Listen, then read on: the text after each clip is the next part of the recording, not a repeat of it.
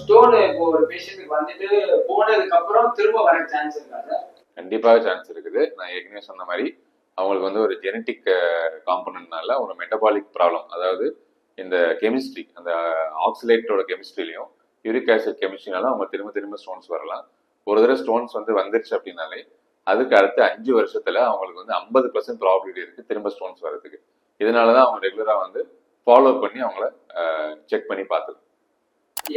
இப்போ அவங்க ரெகுலரா தண்ணி குடிச்சு இளநீ குடிச்சு இப்போ நல்லாவே பார்த்துக்கிட்டாலுமே வரதுக்கு வாய்ப்பு இருக்கா? வரதுக்கு அதிக வாய்ப்பு இருக்கு. ஏன்னா வந்து இது வந்து ஒரு மரபணு ப்ராப்ளம் அப்படின்றதுனால அதை வந்து அவங்களால கண்ட்ரோல்ல வச்சுக்க முடியுமே தெரியும். இப்போ டயபெட்டிஸ், ஹைப்பர் டென்ஷன் வந்தா எப்படி மருந்து மாத்திரைகள் சாப்பிட்டு நம்ம கண்ட்ரோல் வச்சுக்கிறோமோ, இதை வந்து இந்த ப்ராப்ளமே ஒரு கண்ட்ரோல்ல வச்சுக்கலாமே தவிர இது நிரந்தரமா சில பேருக்கு வந்து ட்ரீட்மெண்ட் பார்க்கறது வந்து ரொம்ப கஷ்டம்.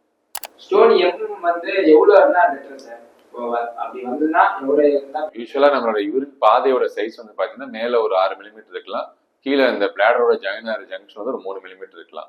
ஸோ வந்து 5 மில்லிமீட்டர் கம்மியா இருந்ததுன்னா இதெல்லாம் வந்து இந்த யூரின் பைப்ல டிராவல் ஆகி வரதுக்கு சான்சஸ் இருக்குது.